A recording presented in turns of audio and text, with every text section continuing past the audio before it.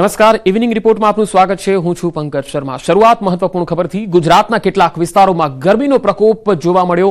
આજે કચ્છ અને રાજકોટમાં યલો એલર્ટની આગાહી છે। 2 દિવસ બાદ તાપમાન 2 થી 3 ડિગ્રી જેટલું ઘટી જશે। ત્યારબાદ ફરી તાપમાનમાં 2 થી 3 ડિગ્રી વધારો જોવા મળશે। અમદાવાદમાં તાપમાન 41 ડિગ્રી નોંધાયું છે। રાજ્યમાં સૌથી વધુ 44.6 ડિગ્રી તાપમાન નોંધાયું છે।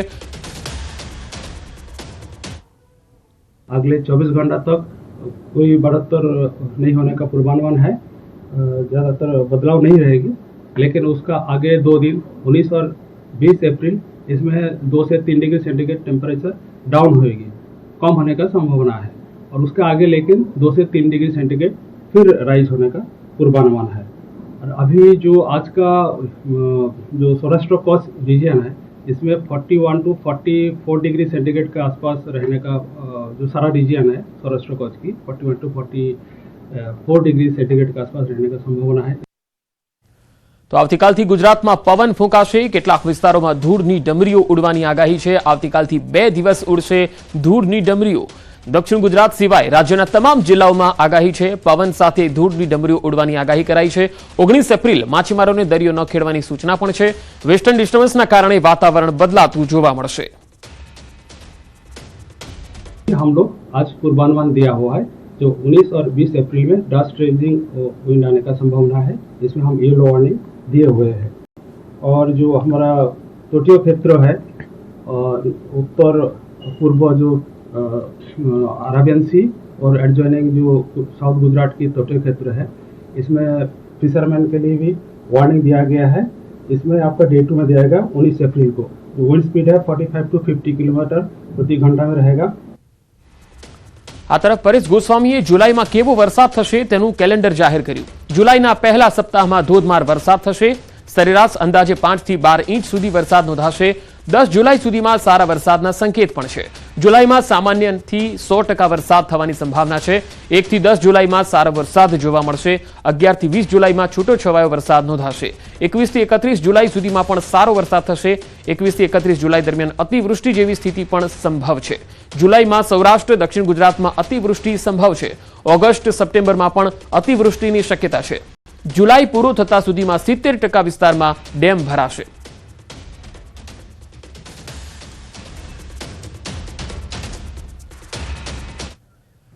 અરવલ્લીના મેઘરજના વૈડી ડેમમાંથી કેનાલમાં પાણી છોડાયું। ખેડૂતોની સિંચાઈ માટે 15 ક્યુસેક પાણી છોડવામાં આવ્યું। પાણી છોડાતા વૈડી કેનાલ કિનારાના ખેડૂતોમાં ખુશીની લહેર છવાઈ ગઈ। ઉનાળા દરમિયાન બીજા તબક્કાનું પાણી છોડવામાં આવ્યું। બાજરી અને ઘાસચારાના પાકમાં ફાયદો થશે। સુરેન્દ્રનગરના ખેતરોમાં પાણી ફરી વળ્યા છે। નર્મદા કેનાલ ઓવરફ્લો થવાથી પાણી ફરી વળ્યા। દસાડાના બામણવા જરવલા ગામ પાસેની આ ઘટના 500 વીઘાથી વધુ જમીન પર પાણી ફરી વળેલા જોઈ શકાય છે। પાણી ફરી વળતા ખેડૂતોને મોટું નુકસાન સહન કરવું પડ્યું। સ્થાનિક ખેડૂતો દ્વારા અવારનવાર રજૂઆત કરવા છતાં તંત્રના અધિકારીઓ દ્વારા કોઈ જ કાર્યવાહી કરાઈ નથી। કિંમતી જમીનનું ધોવાણ થઈ ગયું। એક તરફ જિલ્લામાં અનેક જગ્યાએ પાણી માટે લોકોને વલખા છે, બીજી તરફ તંત્રના વાંકે હજારો લીટર પાણીનો વેડફાટ થઈ રહ્યો છે।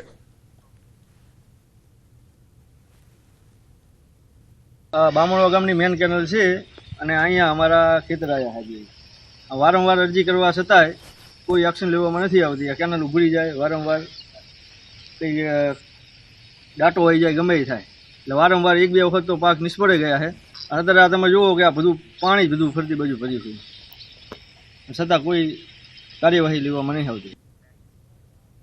જામનગરમાં હિટ એન્ડ રનનો બનાવ સીસીટીવીમાં કેદ થયો। હાપા વિસ્તારમાં ટ્રક ચાલકે સાયકલ સવારને અડફેટે લીધો। બેફામ ટ્રક ચાલકની ટક્કરથી સાયકલ સવારનું મૃત્યુ થઈ ગયું। અકસ્માત બાદ ટ્રક ચાલક સ્થળ પરથી ફરાર થઈ ગયો। વૃદ્ધ સાયકલ સવાર હાપામાં આવેલા મેલડી માતાના મંદિરે દર્શન કરવા જઈ રહ્યા હતા ત્યારે અકસ્માત સર્જાયો। પોલીસે ટેન્કર ચાલક વિરુદ્ધ ગુનો નોંધી તપાસ હાથ ધરી હતી। બાઇક અથવા તો કારમાં કિંમતી સામાન રાખીને ફરતા લોકો માટે ચેતવણીરૂપ કિસ્સો છે। વડોદરામાં સ્કૂટરની ડેકી તોડી રોકડ રકમની ચોરીનો બનાવ સીસીટીવીમાં કેદ થયો। કારેલીબાગ વિસ્તારમાં સ્કૂટરની ડેકી તોડી રોકડ રકમની ચોરી થઈ ગઈ। 3 કિલોમીટર સુધી પીછો કર્યો અને માત્ર અડધી મિનિટમાં જ સ્કૂટરની ડેકી તોડી રોકડની ચોરી કરી અને આ ગઠિયો ફરાર થઈ ગયો। ચોર એટલો શાતિર છે કે સામે ઉભેલી વ્યક્તિને પણ ખ્યાલ ન આવ્યો કે તે ચોરી કરી રહ્યો છે। સમગ્ર ઘટના નજીકમાં લાગેલા સીસીટીવીમાં કેદ થઈ. પોલીસે આ સીસીટીવીના આધારે મોપેડની ડેકી તોડી અને ચોરી કરનાર શખ્સને ઝડપી પાડ્યો છે. તો અડધી મિનિટમાં ડેકી તોડી અને રોકડની ચોરી કરી ગયો આ શખ્સ અને આ ચોરીની ઘટના સીસીટીવીમાં જોઈ શકાય છે. પોલીસે ગણતરીના કલાકોમાં આ શખ્સને પકડી પાડ્યો છે. આ શાતીર ચોર છે જે આ પ્રકારના વાહનોમાંથી ચોરી કરવાનું જાણે છે. વડોદરાના વાઘોડિયામાં મોડી રાત્રે ટુ વ્હીલર ચાલકો પર શ્વાનોએ હુમલો કરી દીધો. માણોધર રોડ પરના સીસીટીવીમાં હુમલાની ઘટના કેદ થઈ. વાહન ચાલક પર શ્વાને હુમલો કરતા 2 લોકો રોડ પર પટકાયા. બંને બાઇક સવાર યુવકોને નાની મોટી ઈજા પહોંચી. રોડ પર જતા આવતા વાહન ચાલકો પર શ્વાન હુમલાઓ કરે છે. અન્ય બાઇક સવારે ઘાયલોને શ્વાનના હુમલાથી બચાવ્યા. વાહન પાછળ દોડતા શ્વાનોનો ત્રાસ હવે વધતો જઈ રહ્યો છે. દાહોદમાં મહિલા કાઉન્સિલરની દાદાગીરીનો એક વિડીયો સામે આવ્યો. નગરપાલિકાના વોર્ડ નંબર 3ના મહિલા કાઉન્સિલર સહિત 2 શખ્સો જાહેરમાં મારામારી કરતા હોવાનો વિડીયો વાયરલ થયો.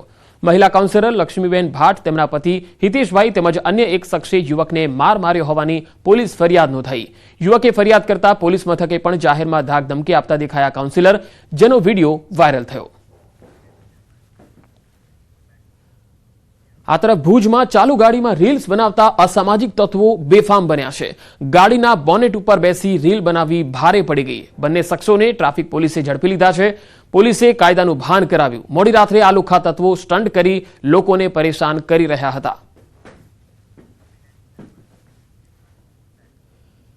ગીર સોમનાથમાં દીપડાના આંટાફેરા વધી ગયા છે. સોમનાથ નજીક ફરી એકવાર દીપડો દેખાયો. કર્મચારી સોસાયટીના પાછળના ભાગે આ દીપડો દેખાયો. દીપડાના આંટાફેરાને કારણે સ્થાનિકોમાં ભયનો માહોલ છે. અગાઉ વેણેશ્વર સોસાયટી પાસે પણ દીપડો જોવા મળ્યો હતો. ફરી એકવાર દીપડાના આંટાફેરાને કારણે સ્થાનિકોમાં ફફડાટ વ્યાપી ગયો છે. જૂનાગઢના માણાવદરમાં આખલા યુદ્ધ જોવા મળ્યું. શાક માર્કેટ પાસે આખલાઓએ ધમાલ મચાવી દીધી. આ તસવીરો જુઓ. આ 2 આખલા ઝઘડતા શાકભાજીની દુકાનની અંદર ઘૂસી ગયા. આખલા યુદ્ધથી લોકોમાં તો નાસભાગ મચી જ ગઈ, પરંતુ જે શાકભાજીની દુકાન જેની હતી એને ખૂબ જ નુકસાન થયું. આખલા યુદ્ધના કારણે લોકો ખૂબ જ હેરાન છે. રખડતા ઢોરને પકડવા માટે તંત્ર હાલ તો નિષ્ફળ દેખાઈ રહ્યું છે. તો આ આખલા તમે જોઈ શકો છો કે દુકાનમાં ઘૂસી ગયા હતા અને દુકાનદાર જે શાકભાજી વેચે છે તેની શાકને ખૂબ જ નુકસાન થયું હતું. જેટલો પણ શાકભાજીનો જથ્થો હતો તેણે વેરવિખેર કરી નાખ્યો હતો. રખડતા ઢોરને પકડવામાં તંત્ર નિષ્ફળ સાબિત થયું છે, કારણ કે માણાવદરમાં આખલાઓ વારંવાર રસ્તા ઉપર આવી જાય છે. ક્યાંક દુકાનમાં ઘૂસે છે તો ક્યાંક રાહદારીઓને અડફેટે લઈ લે છે.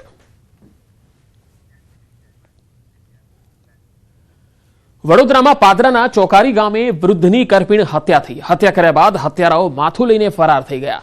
75 વર્ષીય કુબીરભાઈ ગોહિલનું ઘરમાંથી માત્ર ધડ મળી આવ્યું.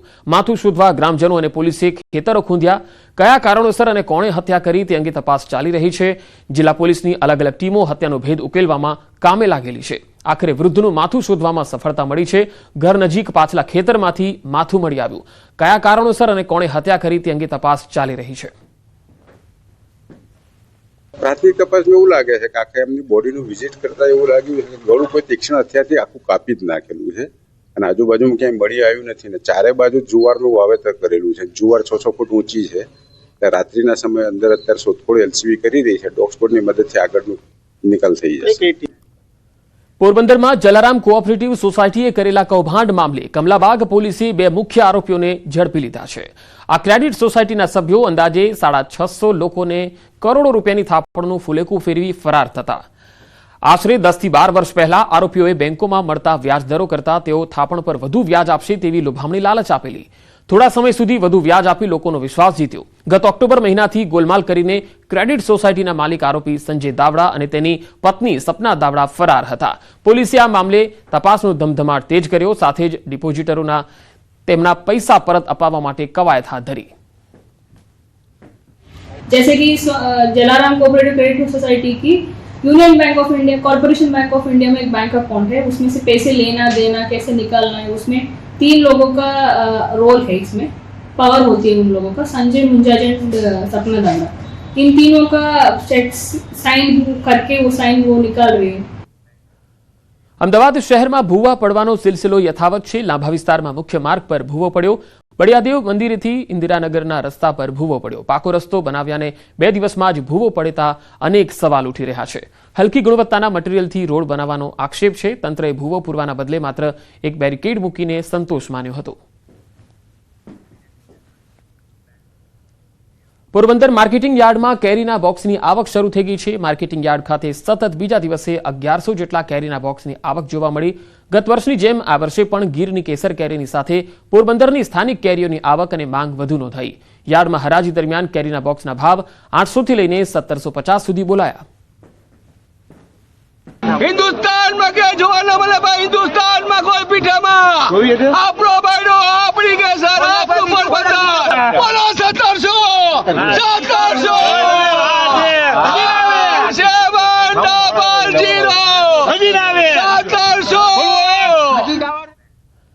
ગાંધીનગર ખાતે ક્રેડાઈના રાષ્ટ્રીય પ્રમુખ શેખર પટેલે વિધિવત રીતે ચાર્જ સંભાળ્યો.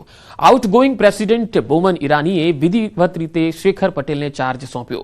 મહાત્મા મંદિર ખાતે મુખ્યમંત્રી ભૂપેન્દ્ર પટેલ, આરોગ્ય મંત્રી ઋષિકેશ પટેલ અને ઉદ્યોગ મંત્રી બળવંતસિંહ રાજપૂત સહિતની હાજરીમાં આ કાર્યક્રમ યોજાયો. કાર્યક્રમ દરમિયાન મુખ્યમંત્રી ભૂપેન્દ્ર પટેલે નિવેદન આપ્યું. તેમણે કહ્યું કે વડાપ્રધાનના એક ભારત શ્રેષ્ઠ ભારતનું ક્રેડાઈ ઉત્તમ ઉદાહરણ છે.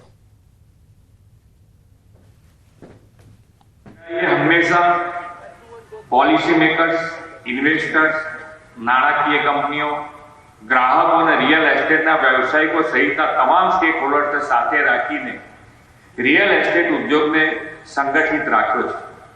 આ નવી ટીમ પણ ડેવલપર્સ અને તમામ સ્ટેક હોલ્ડર્સ ને વિન-વિન સિચ્યુએશન સાથે કામ કરીને રિયલ એસ્ટેટ સેક્ટરની પ્રગતિને વધુ નવી દિશા આપશે એવો મને વિશ્વાસ છે. દાહોદમાં લીમખેડાના તાલુકા શાળા વિસ્તારમાં રેલવે તંત્રની રાજાશાહી અને મનમાનીએ હવે હદ વટાવી છે. 50 વર્ષથી વધુ સમયથી વપરાતા જાહેર રસ્તાઓ પર રેલવે દ્વારા અચાનક બેરિકેડિંગ લગાવી દેવામાં આવતા 150થી વધુ પરિવારોનું જનજીવન અસ્તવ્યસ્ત થઈ ગયું. સ્થાનિક લોકોનો આરોપ છે કે રેલવે તંત્ર ગરીબ અને સામાન્ય નાગરિકોની તકલીફોને સદંતર અવગણીને ડરાવી ધમકાવીને પોતાની મનમરજી ચલાવી રહ્યું છે. આ ઘટનાએ સ્થાનિકોમાં ભારે રોષ અને આક્રોશ ફેલાવ્યો. લોકો હવે રેલવેની આ દાદાગીરી સામે એકજૂટ થઈને વિરોધ નોંધાવી રહ્યા છે. આ અમારે નીકળવાની આફત છે. અમારે કેવી રીતે નીકળવાનું અહીંથી? માન લો કે મારી ડેડ બોડી થઈ હોય તો કેવી રીતે કાઢવાની? કોઈ આજુ માંદું થયું હોય, કોઈને ડિલિવરી આવી હોય તો અહીંથી કાઢવાનું કેવી રીતે? કાલે બી અમે આટલું બધું કર્યું, આજે બી કહીએ છીએ આનો નિકાલ અમારે જોઈએ, આ નીકળવું જોઈએ. તો આ રસ્તાઓ દ્વારા લોકો રોજિંદા કામકાજ, શાળા, બજાર અને અન્ય જરૂરી સ્થળોએ આવજા કરે છે. પરંતુ રેલવે તંત્રએ કોઈ પૂર્વ સૂચના કે સ્થાનિકો સાથે ચર્ચા વિના આ રસ્તાઓ પર બેરિકેડિંગ લગાવી દીધા. પરિણામે બાળકોને શાળાએ જવું મુશ્કેલ બની ગયું છે. વૃદ્ધો અને બીમાર લોકોને હોસ્પિટલ પહોંચવામાં તકલીફ થઈ રહી છે. રોજગાર માટે નીકળતા લોકોને લાંબા ચક્કરો કાપવા પડી રહ્યા છે. કોઈને ખબર જ નથી પડવા દીધી. કાલે અચાનક આયા અને કઈ એક જ દાડામાં હું કરી કે અમને ખબર બી નથી પછાડી એમ. અને આ એકચ્યુઅલીમાં આટલું રેલવેમાં આવતું બી નથી, પણ આવતું હોય તો અમને બી કોઈ વાંધો નથી. પણ એક જ વસ્તુ કેવી છે કે એવો ગેટની વ્યવસ્થા કરી દે કે એ ગેટ 24 કલાક બંધ રહે. ખાલી આ માન લો કદાચ કોઈ બીમાર પડે, કોઈ એમ્બ્યુલન્સ કે કઈ રિક્ષા અંદર જઈ શકે, ખાલી એટલું અમને સેટ કરી આલે. અમે આ 70ની સાલથી અહીં રહીએ છીએ, તો પછી આ જ રસ્તો અમારો છે, એક બીજો કોઈ રસ્તો નથી. પછી અમે આટલી ઉંમર 75 ઉપરની ઉંમર છે અમારી, તો પછી આ અમારે કામ ના લાગે તો પછી શું કામનો અમારે? 50 વર્ષ ઉપરનો રસ્તો છે. મારો તો જન્મ બી નતો થયો, એના પહેલનો રસ્તો છે. અને કોઈ મરી જાય તેને કાઢવાના કઈથી અમારે? અને કોઈ બીમાર હાજુ માંદું થયું તો એકાદી રિક્ષા આવે એવો તો રસ્તો રાખવો પડે ને. અહીં છોરાઓ ભણે પાછળ, તાલુકા શાળા છે, કેવી રીતે જાય? બાઇક બી નહીં જઈ શકે. આ રસ્તો એવો બંધ કરી દીધો. હવે અમારે શું કરવાનું? અમારા નિકાલ જોઈએ બસ. તો રેલવેના અધિકારીઓનો દાદાગીરી ભર્યા વ્યવહારથી ભોગ ગરીબ અને મધ્યમ વર્ગના પરિવારો બની રહ્યા છે, જેઓ આ રસ્તાઓ પર નિર્ભર છે. સ્થાનિક લોકોએ રેલવે અધિકારીઓ પાસે આ બેરિકેડિંગનું કારણ જાણવાનો પ્રયાસ કર્યો, પરંતુ અધિકારીઓ કોઈ સ્પષ્ટ જવાબ આપવાના બદલે આ રેલવેની જમીન છે એવું કહીને લોકોને ડરાવવાનો પ્રયાસ કર્યો. આવો અધિકારીશાહીનો વ્યવહાર લોકોના ગુસ્સાને વધુ ભડકાવી રહ્યો છે. જોકે ન્યૂઝ 18ની ટીમે આ મામલે વધુ માહિતી મેળવવા માટે બેરિકેડિંગનું કામ કરતા રેલવેના કર્મચારી સાથે વાત કરવાનો પ્રયાસ કર્યો, પરંતુ કર્મચારી કંઈ પણ બોલવાનો ઇનકાર કર્યો. આ ઘટના રેલવે તંત્રની અપારદર્શક કામગીરી અને જવાબદારીથી ભાગવાની માનસિકતાને ઉજાગર કરે છે. જો રેલવેના કર્મચારીઓને પણ આ બેરિકેડિંગનું કારણ ખબર નથી અથવા તો તેઓ જાહેરમાં બોલવાથી ડરે છે, તો આ મામલે રેલવેની નિયત પર શંકા ઉઠે છે. લીમખેડા નગરના તાલુકા શાળા વિસ્તારમાં જે રેલવે તંત્ર દ્વારા કામગીરી કરવામાં આવી તેનાથી સ્થાનિક લોકોમાં હાલ રોષ જોવા મળી રહ્યો છે. રેલવે તંત્ર દ્વારા જે રહેણાંક વિસ્તારના પાસે જે કહી શકાય કે પતરાને રેલિંગ મારી દેવામાં આવ્યું હતું અને લોકોને ત્યાંથી પસાર થવામાં મુશ્કેલી પડી રહી છે. આપ જે દ્રશ્યોમાં જોઈ રહ્યા છો કે લોકો જે છે સામાન લઈને આવતા હોય છે ત્યારે તેઓએ સામાન પણ ક્યાંક મૂકવો પડતો હોય અથવા તો તેમના સાથીદારને આપવો પડતો હોય અને ત્યારબાદ ત્યાંથી ભારે મુશ્કેલી બાદ નીકળવું પડતો હોય છે. હાલ ગરમીનો સમય છે, ગરમીના સમયે પતરા પણ તપી ગયા હોય, એવામાં પતરા જો કોઈકને ચોટી જાય તો પણ તેઓને તકલીફ પડતી હોય છે.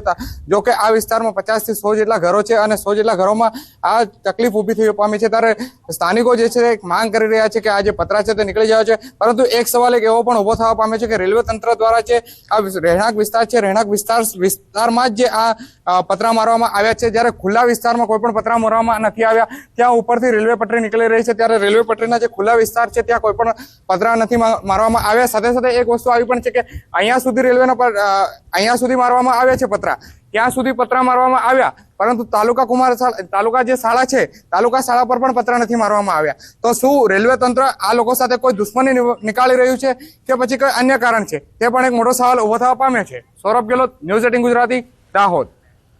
ગુજરાતમાં હાલ કાળઝાળ ગરમી પડી રહી છે અને બનાસકાંઠામાં હવામાન વિભાગ દ્વારા હીટવેવની આગાહી કરવામાં આવી છે. ત્યારે ગબ્બર પંથકમાં કન્સ્ટ્રક્શન સાઇટ પર કામ કરતા મજૂરો આકરી ગરમીમાં પરસેવો પાડતા જોવા મળ્યા. હાલ અંબાજી પંથકમાં 41 થી 42 ડિગ્રી તાપમાન છે અને સરકારે મજૂરોના આરોગ્ય માટે જાહેર કરેલા પરિપત્રનો સરેઆમ ભંગ થતો જોવા મળ્યો. અંબાજીમાં કોન્ટ્રાક્ટરો દ્વારા 41 ડિગ્રી તાપમાનમાં પણ મજૂરો પાસેથી કામ લેવામાં આવી રહ્યું છે. બીજી આ આકરી ગરમીમાં મજૂરોને પીવાનું પાણી પણ ન મળતું હોવાની ફરિયાદ ઉઠી છે. મજૂરોને વિરામ માટે છાંયડાની પણ કોઈ વ્યવસ્થા નથી જોવા મળી. આપણે ઉપર ગબ્બર ઉપર મધપૂડો ઉડાડવાની કામગીરી ચાલુ હતી, બરોબર. તો અહીંયા પથ્થર વચમાં પડેલા હતા અને એ પથ્થર હટાવવા જરૂરી હતા, એટલે બપોરના ટાઈમે અમે લેબરોથી પથ્થરો હટાવતા હતા, બરોબર.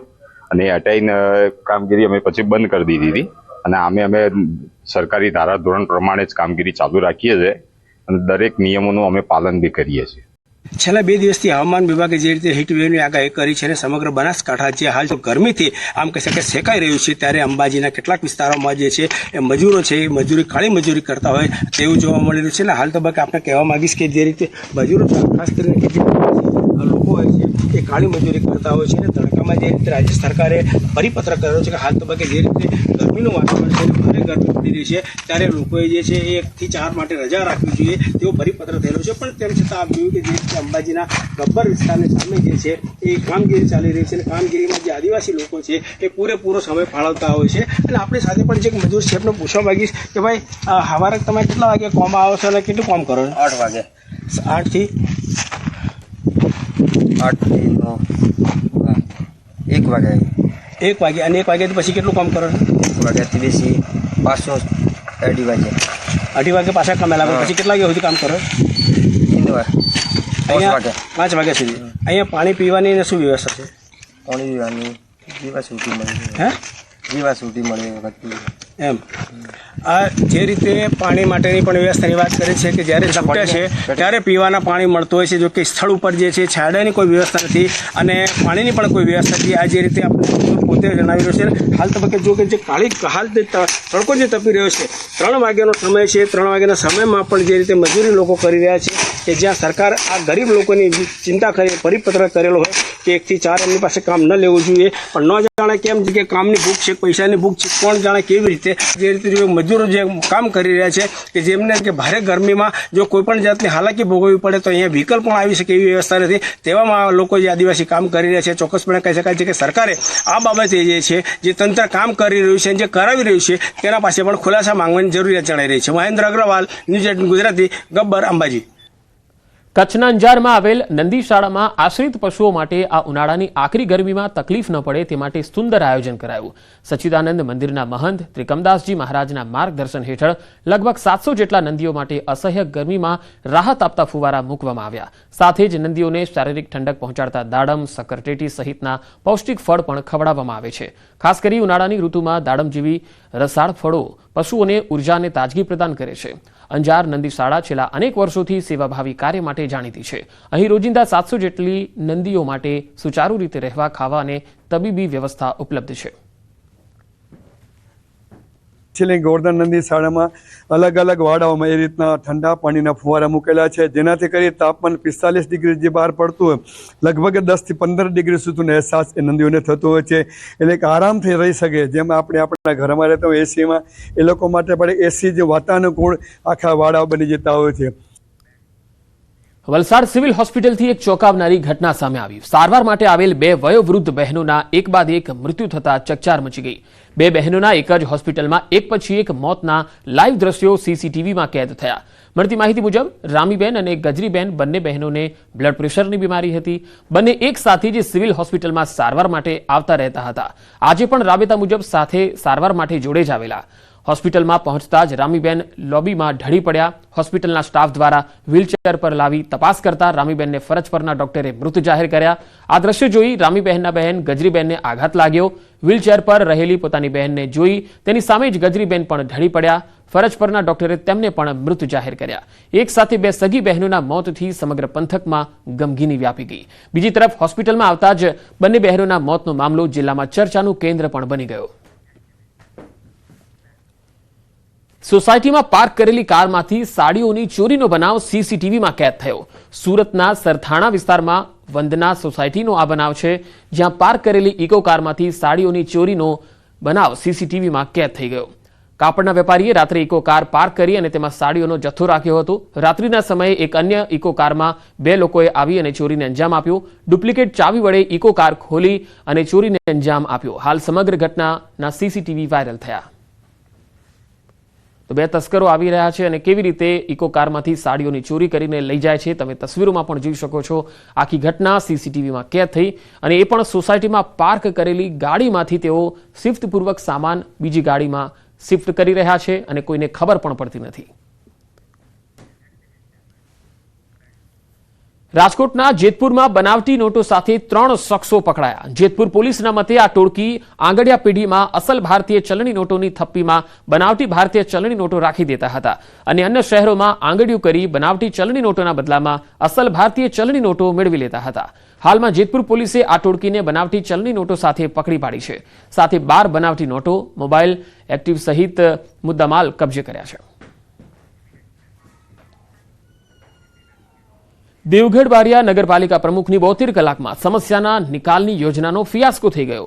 પાલિકાના નવા પ્રમુખ દ્વારા કોઈ પણ સમસ્યાનો નિકાલ 12 થી 72 કલાકમાં થઈ જશે એવી જાહેરાત કરાઈ હતી, પરંતુ અમુક જગ્યા કમ્પ્લેન કરવા છતાં 5-5 દિવસ સુધી કામ થતા નથી. લોકોએ હવે સવાલ ઉઠાવ્યા છે. સમસ્યાનું નિરાકરણ કરવા સોશિયલ મીડિયામાં જોરશોરથી પ્રચાર થયો હતો. આ પ્રચાર માત્ર સોશિયલ મીડિયામાં વાહવાઈ મેળવવા માટે કર્યો હોય એવી ચર્ચાઓ હવે જોર પકડ્યું છે. એક હેલ્પલાઇન નંબર જાહેર કરેલો છે, તેમાં તેઓએ બહુ મોટા ઉપાડે જાહેરાત કરી હતી કે ભાઈ તમારી કોઈ પણ સમસ્યા પિક્ચર સાથે તમે અપલોડ કરજો અને તમારી જે બી સમસ્યા હોય તે તમે રજૂ કરશો. 72 કલાકમાં તમારી સમસ્યાનું અમારે નિરાકરણ લાવી આપવાનું. અને આ ખાલી બોલ વચન જેવું કામ છે. અને બીજું કે કોઈ બી સમસ્યાનું નિરાકરણ જો 72 કલાકમાં આપણે ન લઈ શકતા હોઈએ તો પછી આવા ખોટા વચનો આપીને બારિયાની જનતાને ગેરમાર્ગે દોરવી ન જોઈએ. પણ આ બધી પ્રક્રિયા કરવામાં સાહેબ શું છે કે થોડોક સમય લાગે, સમય નગરજોને સમજવો પડે. આ તો વાત એવી છે કે આજે ઘી ખાધું ને કાલે ઝાડા થઈ જઈએ તો એ પોસિબલ નથી. તો હું બધા લોકોને આ વસ્તુ નથી સમજાવી શકતો. અને સારામાં સારી કામગીરી મારા નેતૃત્વમાં થશે અને હાલ થઈ રહી છે.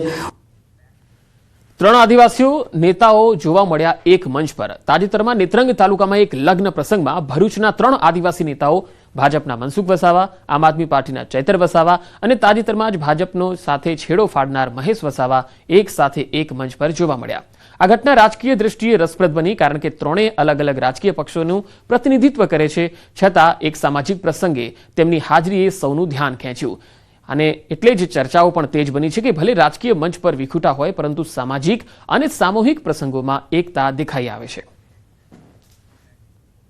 પંચમહાલના વેજલપુર સ્થિત બાગાયત કેન્દ્રના મુખ્ય વૈજ્ઞાનિક ડોક્ટર A.K. સિંઘના સંશોધન પરિપાક સ્વરૂપે હિન્દુ ધાર્મિક વૃક્ષ ગણાતા બીલી પર સંશોધન કરવામાં આવ્યું. હાલ સુધીમાં અહીં 8 પ્રકારના બિલ્વ ફળ અને અનેક શાકભાજીનું સંશોધન થઈ ચૂક્યું છે. બીલી વૃક્ષ પર સંશોધન કરીને વિવિધ પ્રકારના બાગાયતી બિલ્વ ફળની જાત વિકસાવી છે. વૈજ્ઞાનિકોએ વર્ષ 1999થી મહેનત કરી બિલ્વ ફળનું ઉત્પાદન અને સંશોધનની સિદ્ધિ પ્રાપ્ત કરી. બિલ્વ ફળ ગરમીમાં આરોગ્ય માટે અમૃત ફળ સમાન હોવાનો સંશોધક વૈજ્ઞાનિક દાવો કરી રહ્યા છે. ત્યારે ખેડૂતો માટે બિલ્વ ફળની ખેતીને સરળ અને સારી ઉપજ આપનાર પાક માનવામાં આવી રહ્યો છે અને ડુંગરાળ વિસ્તારમાં બિલ્વ ફળોનું ઉત્પાદન લેતા ખેડૂતો સરળતાથી આવક મેળવી રહ્યા છે. તો બિલ્વ ફળ ગરમીમાં આરોગ્ય માટે અમૃત સમાન હોય છે અને આ બિલ્વ ફળ સારી ઉપજ આપનાર પાક તરીકે પણ સાબિત થયા છે.